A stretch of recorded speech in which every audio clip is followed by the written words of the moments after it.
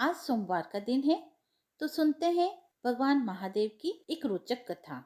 और यदि आपको यह कथा पसंद आए तो आप वीडियो को लाइक करें, चैनल को सब्सक्राइब करें और उसके पास में जो घंटी का बटन है उसे प्रेस करें। तो चलिए कथा को प्रारंभ करते हैं। हर हर महादेव। एक समय की बात है, प्राचीन भारत में एक राज्य में एक राजा राज्य करता था और उसका नाम था वीर केतु। राजमहल सोने चांदी से चमकता था। सेना इतनी बड़ी कि दुश्मन पास आने की हिम्मत ना करे। परंतु राजा की एक कमजोरी थी, उसका अहंकार। उसे लगता था कि दुनिया में उससे बड़ा, उससे शक्तिशाली, उससे विद्वान कोई नहीं है। यहाँ तक कि देवताओं को भी वह अपने बराबर ही समझता था। महल के विद्वान व ज्ञानी लोग उसे समझाते थे कि प्रभु कृपा के बिना यह सब संभव नहीं है।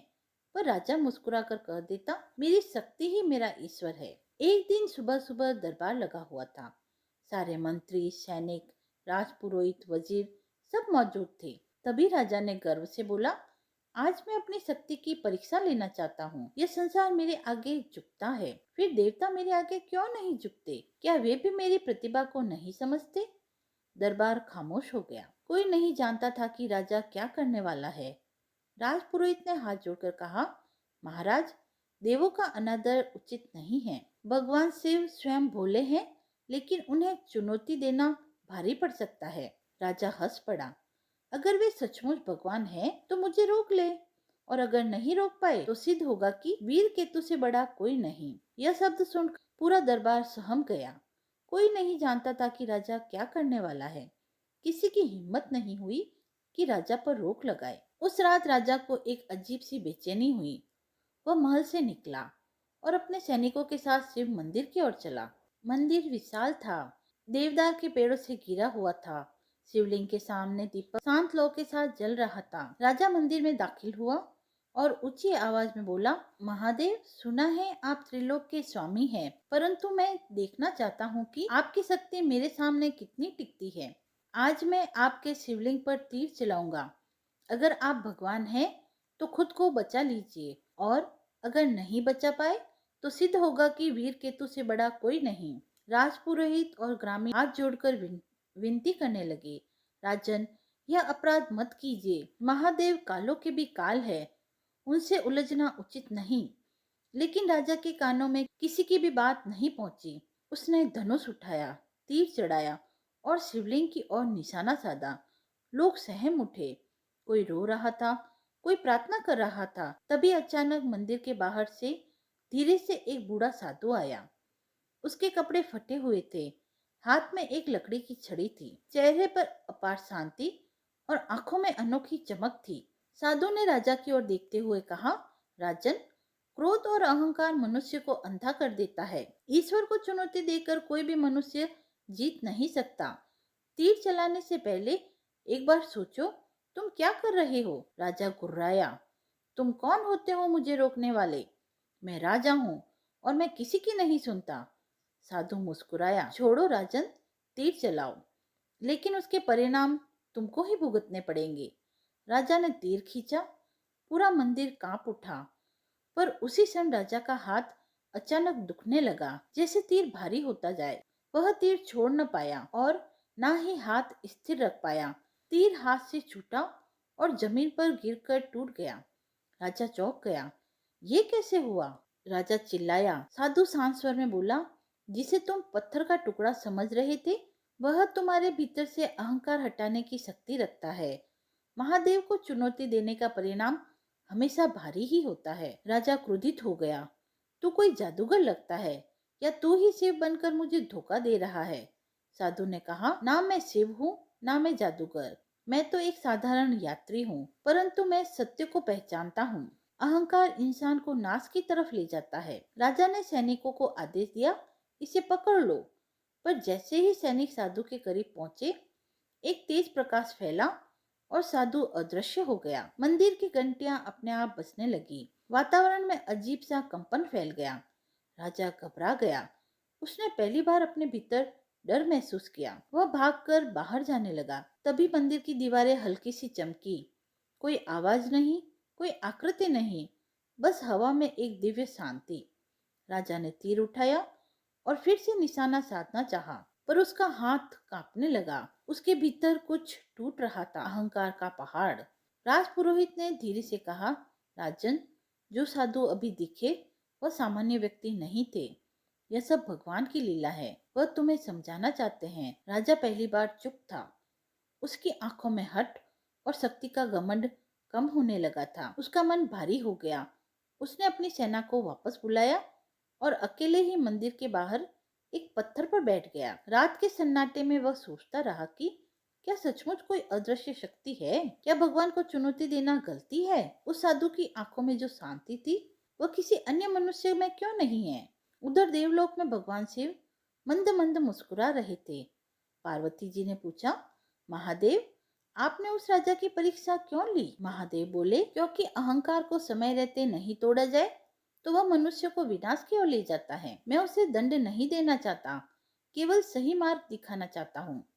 पार्वती जी ने कहा, तो क्या वह समझ जाएगा? शिव जी ने उत्तर दिया, हाँ, पर उसकी परीक्षा अभी पूरी नहीं हुई।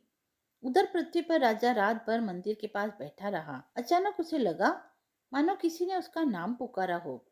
वीर केतु। उसने आसपास देखा, लेकिन कोई नहीं था। फिर वही आवाज, राजन, तुमने भगवान को चुनौती दी, पर भगवान ने तुम्हें बचाया। यह उनकी करुणा है, कमजोरी नहीं। राजा के शरीर में सरहन दौड़ने लगी। उसने कपकपाती आवाज में कहा, कौन कौन बोल रहा है? हल्की सी हवा मंदिर से बाहर निकली। दीपक की लौ ऊंची हो गई। राजा ने महसूस किया कि कोई अदृश्य शक्ति उसके पास खड़ी है। उसने डरते हुए कहा, मैंने गलती की, मुझे क्षमा करे। परंतु अभी भी शिव प्रकट नहीं हुए थे, क्योंकि यह केवल शुरुआत थी। राजा का दिल अभी पूरी तरह नहीं पिघला था। उसे बदलने के लिए अभी और घटनाएं घटित होनी बाकी थी। राजा वीर केतु सारी रात मंदिर के बाहर बैठा रहा। नींद उसे आई नहीं, लेकिन बेचैनी जरूर आई, जैसे कोई उसका मन बार बार झकझोर रहा था। वो खुद समझ नहीं पा रहा था कि क्यों, लेकिन जिस साधु ने उसे रोका था उसकी शांत आंखें अब भी उसके मन में घूम रही थी। वो पहली बार कमजोर महसूस कर रहा था, जैसे कोई भारी बोझ उसके भीतर जमा हुआ हो। सूरज धीरे धीरे उगा। मंदिर की घंटियां अपने आप बज उठी और हवा में चंदन की खुशबू फैल गई। सुबह होते ही गांव के लोग पूजा करने आए और राजा को मंदिर के बाहर बैठा देख पहले तो डर गए कि कहीं वह फिर कोई अनर्थ न कर दे। पर राजा अब अलग लग रहा था, थका हुआ, गहरे विचारों में डूबा हुआ। राजपुरोहित उसके पास आए और बोले, महाराज, रात भर यहीं बैठे थे? राजा बोला, हाँ, मेरे भीतर कुछ है जो समझ नहीं आ रहा। मैं राजा हूँ, पर कल रात मुझे लगा जैसे मैं बहुत छोटा हूँ। राजपुरोहित मुस्कुराए, महाराज, यही तो ईश्वर की कृपा है। विनम्रता का जन्म अहंकार का अंत है। राजा ने उसकी तरफ देखा, लेकिन मुझे अभी भी समझ नहीं आया कि वह साधु कौन था? इतने तेज प्रकाश में गायब कैसे हो गया? क्या वह सच में शिव थे? राजपुरोहित धीरे से बोला, महादेव तो स्वयं नहीं आते, परंतु वे अपनी इच्छा से कोई भी रूप ले सकते हैं। शायद वह साधु आपकी परीक्षा लेने आया हो। राजा विचार में डूब गया। तभी मंदिर के पुजारी ने राजा को प्रसाद दिया। राजा ने पहली बार हाथ जोड़कर उसे स्वीकार किया। उसके मंत्री यह देखकर आश्चर्य में पड़ गए। राजा ने कभी किसी के सामने सिर नहीं झुकाया। आज वह प्रसाद ले रहा था। यह छोटे परिवर्तन का बड़ा संकेत था। राजा बोल उठा, मैं आज फिर उसी साधु से मिलना चाहता हूँ। गांव वाले बोले, महाराज, वो साधु यहाँ रोज नहीं आते। कई साल बाद किसी को एक झलक देते हैं। पर राजा ने कहा, फिर भी मैं ढूंढूंगा। उसने अपनी सेना को नहीं बुलाया, केवल साधारण कपड़े पहनकर अकेले ही निकल गया। जंगल के रास्तों पर चलते हुए उसे बचपन की बातें याद आई, जब वह भी साधारण था, जब उसके पिता उसे ईश्वर का नाम लेना सिखाते थे। लेकिन राजगद्दी पर बैठते ही वह सब कुछ भूल गया था। जंगल शांत था, पक्षियों की आवाजें गूंज रही थी। राजा काफी दूर तक चला गया। अचानक उसे वही साधु एक पेड़ के नीचे बैठे दिखाई दिए। वह दौड़कर उनके पास पहुंचा और बोला, महाराज, आप वास्तव में कौन हैं? आपसे मिलकर मेरा मन बदल गया। कुछ तो शक्ति है आप में। साधु ने उसे देखकर एक साधारण मुस्कान दी। राजन, मैं कोई महाशक्ति वाला व्यक्ति नहीं हूँ। मैं तो एक यात्री हूँ जो संसार में भ्रमण करता है। शक्ति तो तुम्हारे भीतर है, लेकिन अहंकार के कारण तुम उसे पहचान नहीं पाए। राजा ने झिझकते हुए पूछा, क्या मैंने जो किया वह बहुत बड़ा अपराध था। साधु बोले, भूल हर मनुष्य करता है, लेकिन गलतियों को पहचानना दुर्लभ है। देवता उससे नहीं नाराज होते जो गलती करता है, बल्कि उससे जो गलती को गलती मानता ही नहीं। राजा ने यह सुना तो उसका सिर झुक गया। साधु ने कहा, तुम सत्य की राह पर हो, पर यात्रा यहीं खत्म नहीं होती। तुम्हारी असली परीक्षा अभी बाकी है। राजा डर गया। परीक्षा?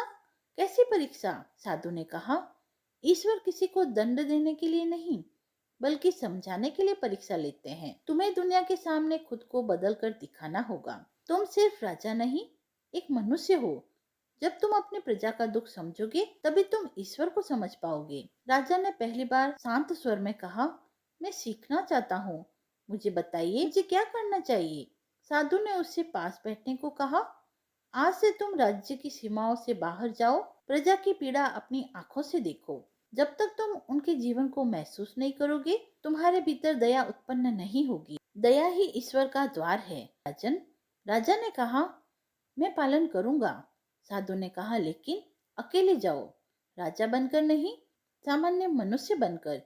यह सुनकर राजा एक पल के लिए चौंक गया, फिर बोला, मैं जाऊंगा। साधु ने कहा, मेरी बात याद रखना, जब तक तुम्हारी आत्मा निर्मल नहीं होगी, तब तक ईश्वर की अनुभूति संभव नहीं है। साधु धीरे धीरे आंखें बंद करके ध्यान में बैठ गए। वो उन्हें देखता ही रह गया। ऐसा लगता था जैसे वह साधु धड़कते हुए संसार का हिस्सा ही न हो, किसी और लोक से आए हो। वो बिना कुछ कहे वापस चल पड़ा।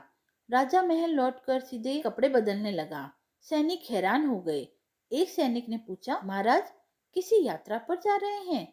राजा ने कहा, हाँ, लेकिन राजा के रूप में नहीं, एक सामान्य मनुष्य बनकर। मेरे लौटने तक राज्य की जिम्मेदारी मंत्रीगण संभालेंगे। सारे दरबारी दंग रह गए। वे आपस में कानाफूसी करने लगे। तुमने देखा, राजा बदल गए हैं। ऐसा राजा पहले कभी नहीं देखा गया। राजा ने रथ नहीं लिया, सेना नहीं ली, केवल एक छोटा सा थैला और साधारण वस्त्र पहने वह निकल पड़ा। प्रजा उसे पहचान नहीं पाई। वह गांव में घूमता रहा, लोगों की तकलीफें सुनता रहा।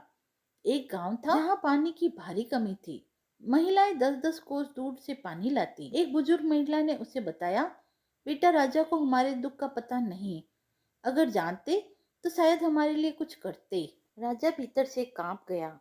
उसने पूछा, क्या राजा कभी यहाँ आए? महिला बोली, नहीं बेटा, राजा को क्या जरूरत, उनके पास सब है, उन्हें हमारा दुख क्या दिखेगा। राजा मौन हो गया।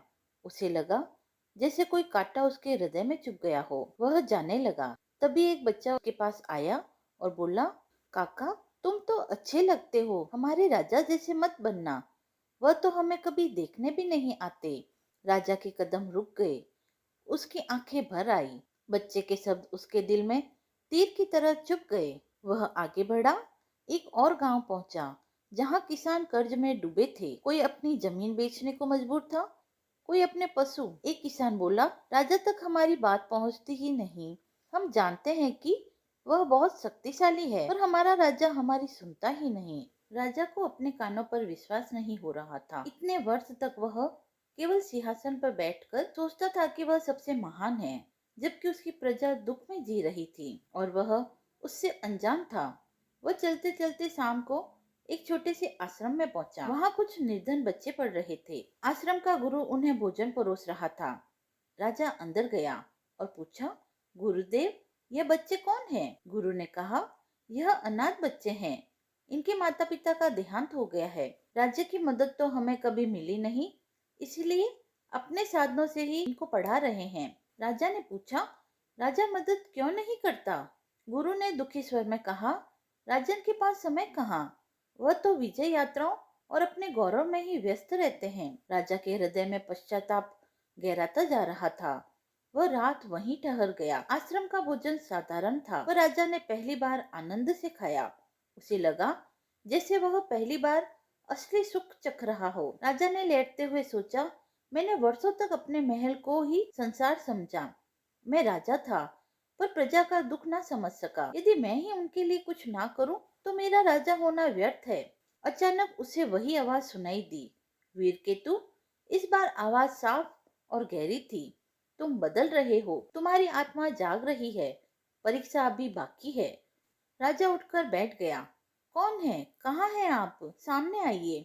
हवा तेज हुई, पत्ते उड़ने लगे, दिए की लौ ऊंची हो गई। राजा कांप उठा। आवाज ने कहा, जब अहंकार खत्म होगा तब मैं स्वयं प्रकट हो जाऊंगा। तुम्हें कल एक और सत्य देखना है, तैयार रहना, क्योंकि वह तुम्हें और विनम्र बनाएगा। आवाज गायब हो गई। राजा बेचैन हो गया। उसे समझ नहीं आ रहा था कि कल क्या होने वाला है। सुबह वह फिर आगे चला। थोड़ी दूर जाकर उसने देखा, सैनिक कुछ गरीबों से कर वसूल रहे थे। एक बूढ़ा आदमी रोकर कह रहा था, मुझे एक दिन की मोहलत दे दो, अभी घर में कुछ नहीं है। पर सैनिक ने उसकी एकमात्र बकरी भी छीन ली। बूढ़ा आदमी जमीन पर बैठकर रोने लगा। राजा यह देखकर कांप उठा। वह दौड़कर सैनिकों के सामने गया और बोला, यह क्या कर रहे हो? सैनिक बोले, राजकर वसूल रहे हैं, राजा का आदेश है। राजा ने कहा, गरीब आदमी से पशु छीन लेना राजधर्म है क्या? सैनिक ने हंसकर कहा, काका, तुम राजा को नहीं जानते, उनके लिए आम लोग बस रेत के कण हैं, जिनकी कोई कीमत नहीं। यह सुनकर राजा को लगा जैसे उसका हृदय चीर गया हो। सैनिकों का कहना सच था। उसने कभी प्रजा की तकलीफ को मूल्य दिया ही नहीं। वह केवल अपनी ताकत का प्रदर्शन चाहता था। राजा ने कहा, बकरी वापस करो। सैनिक बोले, क्यों? तुम कौन होते हो आदेश देने वाले? राजा ने कहा, एक मनुष्य जो दूसरे की तकलीफ देखकर चुप नहीं रह सकता। सैनिकों ने उसका मजाक उड़ाया। तभी पीछे से आश्रम का गुरु आया और बोला, तुम लोग गरीबों को सताकर राजा की बदनामी कर रहे हो। सैनिक गुरु से झगड़ने लगे। तभी राजा ने अपना असली स्वरूप दिखा दिया। उसने सैनिक को रोकते हुए कहा, मैं ही राजा वीर केतु हूँ। सैनिकों के हाथ कांप गए। वे घुटनों के बल बैठ गए। गांव वाले भी हैरान थे। राजा ने कहा, आज के बाद किसी गरीब को इस तरह मत सताना। मैं अपने आदेश को वापस लेता हूँ। कोई भी कर जबरदस्ती नहीं वसूला जाएगा। सैनिकों ने बकरी वापस दे दी। बूढ़ा आदमी रोते हुए राजा के पैरों में गिर पड़ा। राजा ने उसे उठाया और कहा, मैं राजा हूँ, भगवान नहीं। तुम्हें मेरे सामने झुकने की जरूरत नहीं है। गांव वालों के चेहरों पर पहली बार आशा की किरण दिखाई दी। राजा को लगा जैसे उसके भीतर का कोई पर्दा हट गया हो। उसने महसूस किया कि प्रजा का दर्द देखना ही राजा को ईश्वर के करीब ले जाता है। वह महल वापस नहीं गया। वह कई दिनों तक गांव-गांव घूमता रहा, गरीबों को भोजन देता, किसानों की बातें सुनता। बच्चे पढ़ने की इच्छा व्यक्त करते तो उनके लिए किताबें खरीदता। एक दिन वह अपने महल से निकलकर उसी शिव मंदिर में लौटा जहां उसने अपराध करने की कोशिश की थी। यह मंदिर अब उसे भय नहीं, शांति देता था। वह भीतर गया और शिवलिंग के सामने सिर झुकाकर बोला, महादेव, मैंने बहुत बड़ी गलती की, लेकिन अब मैं सच में बदलना चाहता हूँ। मुझे रास्ता दिखलाइए। मंदिर में अचानक शांति छा गई, जैसे हवा थम गई हो। कहीं दूर घंटी बजी। फिर वही दिव्य आवाज, तुम्हारी परीक्षा पूरी नहीं हुई, आखिरी परीक्षा अभी बाकी है वीर केतु। राजा ने पूछा, क्या है आखिरी चरण? आवाज बोली, जब तक तुम अपने भीतर के पूर्ण अहंकार को नहीं त्यागते तब तक मैं प्रकट नहीं होऊंगा। राजा ने कहा, मैं त्यागता हूँ पूरी तरह। आवाज बोली, शब्द नहीं, कर्म पूछते हैं, कल फिर आना। आवाज गायब हो गई। राजा मंदिर में देर तक बैठा रहा। उसे प्रतीक्षा थी, क्योंकि वह महसूस कर रहा था कि अगले दिन कुछ अद्भुत होने वाला है। उधर देवलोक में शिव बोले, अब यह मनुष्य योग्य है मेरा दर्शन पाने के लिए। और पार्वती जी मुस्कुराई, तो कल उसकी यात्रा पूर्ण होगी। अगले दिन सूरज निकलने से पहले ही राजा वीर के तो शिव मंदिर के बाहर पहुंच गया। हवा बिल्कुल शांत थी, जैसे पूरा वातावरण किसी अनोखी घटना की प्रतीक्षा कर रहा हो। राजा के मन में उत्सुकता थी और डर भी। क्या आज महादेव सच में प्रकट होंगे? क्या वह इस लायक बन चुका है? वह धीरे धीरे मंदिर में प्रवेश करता है। सुबह का समय था। दीपक की लौ हिल रही थी। मंद धूप की खुशबू हवा में फैल रही थी। शिवलिंग पर जल चढ़ता देख राजा के मन में एक अजीब सी पवित्रता उठी। वह पहली बार बिना किसी इच्छा, बिना किसी अभिमान के सिर्फ श्रद्धा से झुका। उसने आंखें बंद करके प्रार्थना की, महादेव, मैं तैयार हूँ। मेरे भीतर अब कोई घमंड नहीं बचा, बस आपकी कृपा चाहिए। अचानक मंदिर की घंटियां अपने आप बजने लगी। हवा तेज हुई। दिया बुझा नहीं, बल्कि उसकी लौ और ऊंची उठ गई। राजा घबरा गया, पर उसके मन में डर नहीं था, सिर्फ आश्चर्य था। भीतर से वही दिव्य आवाज गूंजी, वीरकेतु, आज तुम्हारी अंतिम परीक्षा है। राजा ने धीरे से कहा, आदेश दीजिए महादेव। आवाज बोली, आज तुम्हें अपने जीवन का सबसे कठिन निर्णय लेना होगा, जिसके आधार पर तय होगा कि तुम दर्शन के योग्य हो या नहीं। राजा घबरा गया। कौन सा निर्णय? अचानक जमीन थोड़ी कांपी, मंदिर का दरवाजा अपने आप बंद हो गया, भीतर का प्रकाश और तेज हो गया।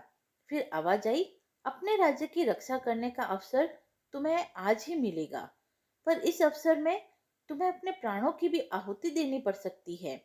क्या तुम तैयार हो? राजा ने बिना सोचे कह दिया, हाँ महादेव, अगर मेरी मृत्यु से मेरे राज्य और मेरी प्रजा की रक्षा होती है तो मैं तैयार हूँ।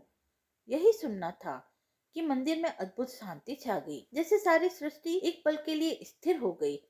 तभी शिवलिंग पर गिरता जल अचानक चमकने लगा और उस चमक से एक तेज प्रकाश का गोला उठा। राजा स्तब्ध रह गया। प्रकाश का गोला धीरे धीरे आकार लेने लगा। पहले त्रिशूल दिखाई दिया, फिर जटाएं, फिर नीली कांति वाला दिव्य स्वरूप और अंत में पूरा का पूरा तेजस्वी रूप प्रकट हुआ। वह कोई और नहीं, स्वयं भगवान शिव थे। राजा देखते ही विस्मित रह गए। उनकी सांसें रुक गई, उनके पैरों से शक्ति चली गई। वह वहीं घुटनों के बल गिर पड़ा और बोला, महादेव, मैं धन्य हो गया, मुझे दर्शन दे दिया आपने। महादेव मुस्कुराए। उनकी वो मुस्कान इतनी दिव्य थी कि राजा रो पड़ा। महादेव बोले, वीरकेतु, तुम्हारा हृदय अब शुद्ध हो चुका है, अहंकार पूरी तरह मिट चुका है, प्रजा के लिए सच्ची करुणा महसूस की, इसीलिए तुम मेरे दर्शन के अधिकारी हुए। राजा रोते हुए बोला, प्रभु, मैंने बहुत पाप किए, बहुत गलतियां की, क्या आप मुझे क्षमा करेंगे?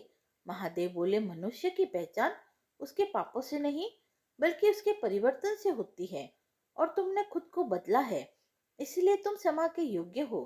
राजा ने सिर झुका लिया। शिव आगे बोले, तुम्हारी अंतिम परीक्षा अभी बाकी है। अपने राज्य की सीमा पर एक बड़ा संकट आने वाला है। कुछ दुष्ट लोग तुम्हारे राज्य पर हमला करने की तैयारी में हैं। यदि तुम वहां नहीं गए तो हजारों लोग संकट में आ जाएंगे। यह समय है तुम्हारे नए रूप की पहली परीक्षा का।